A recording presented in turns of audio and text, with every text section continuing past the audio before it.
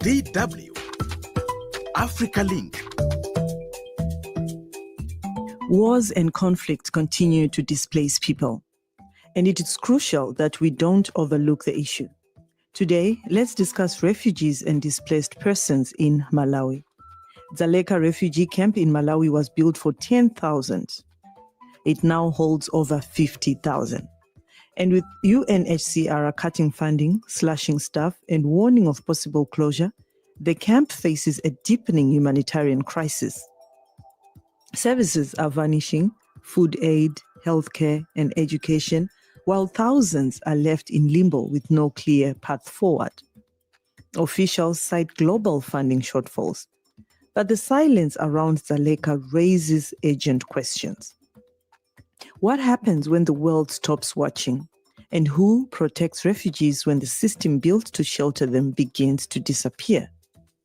In this episode, we examine the unraveling of Dzaleka and what it signals for the future of refugee protection in Southern Africa. That's what's coming up. Stay tuned. My name is Josey Mahachi. Welcome to Africa Link, the podcast that connects you to the stories that matter from Africa. Africa Link, every weekday here on DW. Malawi's biggest refugee camp, Dzaleka Refugee Camp, which keeps refugees and asylum seekers, faces a bleak future. The camp is in a crisis as the UNHCR is cutting jobs and funding ahead of a possible closure. If the closure happens, it will not only displace thousands of refugees, but also disrupt crucial services such as health services, food deliveries, and trauma support. The UN body is already selling off its vehicles, equipment, and other assets, leaving questions about who will support the operations of the refugee camp, with the UNHCR leaving behind just a small team to operate. Dzaleka Refugee Camp houses approximately 56,000 refugees rather than the originally planned 10,000 to 12,000 people. The camp is overcrowded, with refugees fleeing from conflicts in countries such as Rwanda, the Democratic Republic of Congo, Burundi, Ethiopia, and others. Now, joining me for the discussion is DW's Mhango in Blantyre and Jessie Chingoma, gender and labor activist. Thank you so much for joining us here on DW Africa Link podcast. Let me start with you, George, as our correspondent and our eyes and ears on the ground. Tell us more about these refugees to be affected. So basically, we're talking about refugees from the Democratic Republic of Congo, Rwanda, Ethiopia, Burundi, and Eritrea. We're talking about 56,000 of them who are accommodated at this camp. And of course, since the inception of this camp was supposed to be hosting about 10 to 12,000 of them. But you can look at the figure itself, it's very worrisome. And of course, other refugees are still plying their trade outside this camp against the laws of Malawi. So that's what currently I can say in terms of those who are going to be affected. But these are the people that are at the camp right now. Jessie, you are also a gender activist. When you heard of the news of possible closure of the camp, what came to mind? Immediately, I think it's very disturbing, especially you look at these issues where women are actually disadvantaged, and you look at the services that are supposed to be providing that fulfills human rights and also issues of gender. You're looking at healthcare services, for example, and also the fact that there are job cuts. It means now that the basic public services are actually not adequate. They are already been inadequate, but now the position becomes even much worse with the funding cuts that are actually happening there. So it is a concern as a human labor activist as well as a gender activist, especially that women will be more disadvantaged, worse actually when you compare with the situation that was there. Let's talk about the disadvantages more, Jessie. What is it that young girls and women face at the camp you wish to be addressed? We are looking at access to healthcare services, for example. access to maternity, access to services that we would need. You know, as females, we need more healthcare services than males, especially because of the biological processes we are undergo. So that is actually a frustration. We are also looking at prevention of diseases. They could be waterborne, it could be anything. And Malawi is a country where we have a lot of mosquitoes. We also have a lot of malaria amongst us.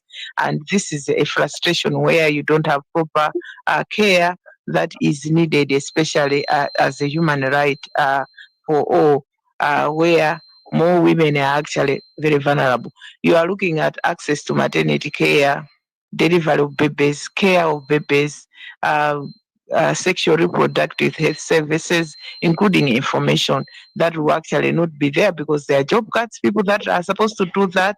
And also we have the funding cuts that is there that actually affects the healthcare systems negatively.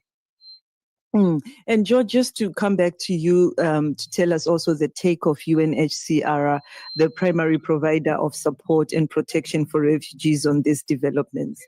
Yeah, so in terms of the UNHCR, I've been in touch with them, talked to them on this development. They are saying that they're also incapacitated in one way or the other because previously they've sounded an SOS for international donor support or even the Malawi government to zero in with adequate funding towards food supplies and, of course, the issue of healthcare provision and even an extension of the camp itself because it's highly congested. And the fact that they are selling vehicles, they are cutting jobs, even food is a challenge for them to provide to the refugees there. That's their complaint because there is no other entity that is willing to provide food. World Food Program has been there, but in 2024, it did cut its food rations. It also cut some allowances that these refugees were getting per month to $6 per month. So you can imagine how can a refugee who is residing there survive on $6 per month? We're talking about them buying food, clothes, getting medical care. So it's an issue that UNHCR officials are complaining about. They have also said that the fact that they are reducing members of staff in terms of security personnel and those that work in different capacities as maybe in health circles, educational circles, it's a challenge because they cannot even understand as to why other entities are not zeroing in on this one. So it's a sign for them that indeed at one point in time, they are indeed going to back off from provision of different basic needs at the camp, as evidenced by the withdrawal of some vehicles or sales of vehicles, cutting of some staff members. So that definitely leaves everything in the hands of the Malawi government to look at who is going to still be there despite other issues that have been there in terms of maybe voluntary repatriation of refugees, which has proven to be a tough thing for refugees who are there to acknowledge and accept. Right. Still with you, George. The scaling down of jobs and funding by the UNHCR is a significant blow, even just listening to you and Jessie. Obviously, closing that camp will lead to closure of also crucial services and the displacement of thousands of refugees. What happens to them after? What is going to happen to them afterwards? Definitely, it's the Malawi government that has to bear the challenge of knowing what to do, because as of last year, the authorities indicated that they're going to relocate the refugees to somewhere close to Tanzania. That's Chitipa district in Malawi, along the borders with Tanzania, so that at least maybe they reduce the influx of refugees and asylum seekers coming to Malawi. And the government also indicated that that could be maybe one way of preventing these refugees from war-torn countries in the eastern part of Africa to coming to Malawi. And secondly, the other issue is definitely what it means is that these refugees will continue flooding rural and towns, basically in Lilongwe, Blantyre, and Mzuzu. so that at least they have something to eat at the end of the day, where they can also sleep, where they can also ensure that their children are, given the much needed education. Because you walk into Lilongwe, you walk into Blantyre and Mzuzu, you find some of the refugees who have been defiant of government school to go back to the camp, plying trade, various businesses, something that still more poses a challenge on the Malawian public. And of course, it's something that government has to debate critically well if it comes to budgetary allocation towards issues of security, issues of those people that have, that are coming into Malawi, bearing in mind the fact that Malawi plays a host to different refugees. Recently, it was an issue of refugees from Mozambique because of the 2024 pause. You see, so it remains a challenge. But at the moment, there is no clear answer as to what is going to happen to them should UNHCR indeed close the camp itself. Now, Jessie, just to come back to you, I know you've mentioned some of the challenges young girls and women at the camp face, more of health, but we are also looking at myriad of challenges, including gender-based violence, lack of access to education, and limited opportunities for economic empowerment, just to name but a few.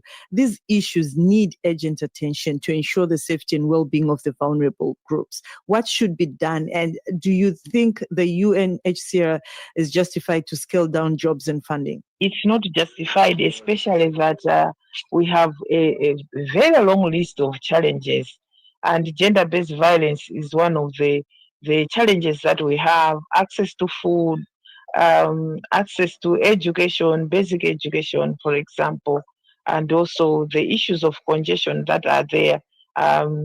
The issues of economic empowerment, how do people survive? Because you have already heard that the stipends that are given are not enough actually for someone to survive. Already, if we talk about that, we talk about all these problems. Women and girls are at a very big disadvantage. So they are not justified. For me, I think the scaling down should have been done in such a way that the essential services actually remain to support the people that are there. Right, and let's talk about the food also, that situation. How do refugees really cope with the food? That also even George mentioned that WF and UNHCR provide monthly. What will happen now, Jessie? It's even worse. We don't know. Actually, we are very confused to say how will these people survive.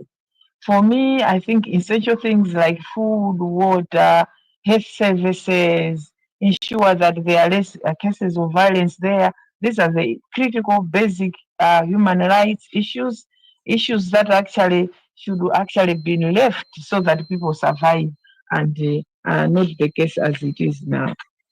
George, do you want to add something on that, especially if you've been doing this report, how refugees will cope now with the food situation? Have you heard anything from the government, any other non-governmental organizations, or even just the private sector? Yes. So what is known in the public circles within the confines of the Malawi government is that recently they got about 91 million US from World Bank, so that at least they buy food using World Food Program. And this food or maize is supposed to be bought from Tanzania, and a chunk of them arrived, that was 3 months ago. It's meant to cater for those under the hunger suffrage, poor Malawians, inclusive the refugees themselves. That was the condition that World Bank indicated when they were channeling this 91 million US towards food procurement or maize procurement from Tanzania. We also understand that about 4.5 million Malawians are also in dire need. So it means that this is going to be split into two. One has to care for the refugees at the camp, and the other chunk to care for Malawians that are in dire need of support. If it comes to the private sector role as to what they are doing, donations have been there, even building some maybe clinics around the area so that the refugees at least get the much needed health care provision, or others have also gone there to donate books, for educational purposes. That is happening, but it's on a minimal level. And the other way wishes, maybe the members of the religious, groupings have also gone there to make some donations. But what is very worrying is the number of refugees keeps on skyrocketing. As I indicated that about 10 to 12,000 were the ones bona fide to stay in the camp. But now we're talking about 56,000 of them still being accommodated there. Food will not be enough. Even these other basic amenities are not even enough at the moment. But that is what I can say government is trying to do in collaboration with maybe the international partners. Of course, the private sector, the other, religious groupings do their own stuff, like maybe making some donations, but they are not enough. And that is why some of the refugees at the camp have also ventured into farming. They're able to grow their own crops outside the camp so that they sustain their livelihoods. Something that, to some extent, leaves quite a number of questions in the eyes of in the eyes of the communities around there, because we've heard of news stories of some, some conflicts between local Malawians and then the refugees. Because local Malawians are saying, "Why are you farming? You're not supposed to farm. Why are you doing business? You're not supposed to do business because you're supposed to be staying right in the camp." So those are the issues if it comes to their survival and maybe possibly what themselves, the refugees, do for survival. Right. Now, Jessie, what should be done really to ensure that the rights of these refugees are not violated? I think a number of players need to come in. We have already seen or heard the government efforts, but the UN also should not actually abandon the whole situation. I think they still needed to sustain, especially the basic needs that people needed to survive, including the construction of small health facilities around the areas that are involved. And is the budgetary support from the government enough? It's not enough. It has never been enough. It's not enough. I think we also needed to lobby for the private sector also to come in, and also other partners that can come in to hold hands with the government to ensure we support the human life. Let's talk about the portion that the government is supporting. What are the percentages like, and what exactly are they supporting? We know about the food. We know about the access to health, but all of them are not inadequate. Are not adequate if we look at the figures and the numbers, and also the numbers that are there in the camps. I think there's need for more support to these vulnerable people. Right. Now, George, Malawi revived operations to have refugees living outside the camp. How did this go? In the first case, when it was introduced by Minister of Homeland, then Jessie Chingoma, it was well applauded by different sectors to say it's indeed important for these refugees to go back into the camp, because that's where they belong according to security laws in the country and some other charters within the confines of the UNHCR. So it happened in a way that some human rights activists, commentators, or campaigners, started blaming government to say it's a violation of rights of these refugees or asylum seekers, because at the camp there are no enough facilities. So why should the Malawi authorities, force them to go back into the camp or stay there, when in actual sense, not all the basic amenities are being provided? At the same time, the way the authorities, embarked on this progress or this relocation progress was not in good faith, because at the same time, we also heard that some of the refugees were being beaten up, which was confirmed, of course, and their goods were being confiscated, and at the same time, their money were being confiscated by the police. So all those things, you put them together, it did not go on well. So it's a challenge that left the authorities to say, I think we need to go back again to a drawing board, because even the United Nations Human Rights UNHCR zeroed in to say the way Malawi introduced the subject of the matter to ensure that these refugees go back into camp, those who are applying their businesses outside it, was not good. So government backed out, and they said, okay, fine, they're going to look at other avenues. And that is why they zeroed in with the voluntary repatriation. Yes. And has their return aggravated the provision of basic needs to the refugees, George? Exactly. It has aggravated the situation. Why? Because we're talking about the figures that are at the camp at the moment, and food supplies, water issues, health care provision remains a challenge, because people at the camp are battling for meager resources that do not even add up with the figures at the camp. And at the same time, we're also talking about other international organizations backing out to say they cannot even afford to provide food to those people living in the camp. Just as I indicated, World Food Program has been complaining year in, year out about lack of funding so that they continue supporting those people that are at the camp there. So you can imagine it's a challenge that definitely leaves a lot to be desired and has to be looked into pretty well if it means maybe continuing supporting or providing food. Suffice to say that funding from the government side through the Ministry of Homeland Security has not even been enough, as it was indicated by Jessie here. So it's a challenge. And looking forward, I think maybe it's an issue of ensuring that government zeroes in more. Of course, the budget, which was passed, the 2025-2026 budget, is also very minimal, because we look at the Homeland Security Ministry having gotten a little, which cannot even be able to support those refugees, because the ministry has its own, affairs to deal with, maybe payment of salaries to immigration authorities, police officers, prison warders, and even those people that also, man the country's borders. So it's a challenge, but it has aggravated the situation, yes. And as we wrap up our discussion, any progress with the voluntary repatriation of refugees to their respective countries? There has been progress, but for this year, it hasn't been much of a talk. Why? Because the last time that we did hear of the voluntary repatriation was last year, when those people, more especially from Burundi, volunteered themselves. The numbers do add up to 150. They are the people that volunteer to be repatriated. And what is happening here is that those that wish to be repatriated voluntarily, they, register with the UNHCR and the Ministry of Homeland and Security to say, we feel like going back home.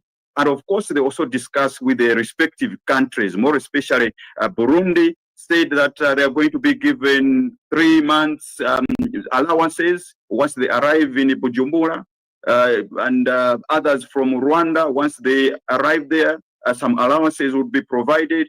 But this year around, we haven't heard much about the voluntary repatriation. But as of last year, it was indeed something that Malawi was praised for, such that the UN also granted Malawi a token of appreciation through an award to say you have managed it well with the voluntary repatriation of refugees, more especially those where their country is no longer at war or no longer in conflict. So it went well, but we are yet to see whether this is going to continue with change of maybe ministers in the Ministry of Homeland and Security. All right. Thank you so much, George Mhango, our DW correspondent in Blantyre, and Jessie Chingoma, gender and labor activist. Thank you so much for joining us today. Ultimately, one can only hope that the refugees in Malawi will receive the protection they deserve across Africa. Dozens of people have been displaced for various reasons. Until now, it is hard to find a country that doesn't have its people living outside for various reasons. It is not only war or conflict, but also political persecution.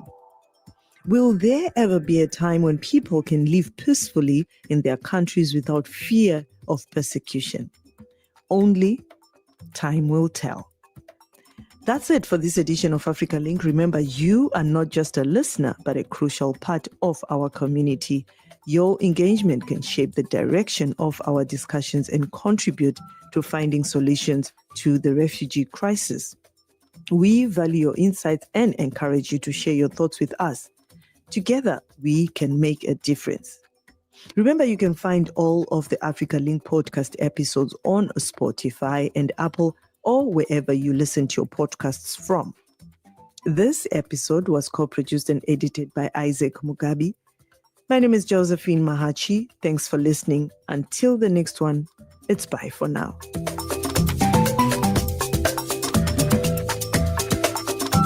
DW.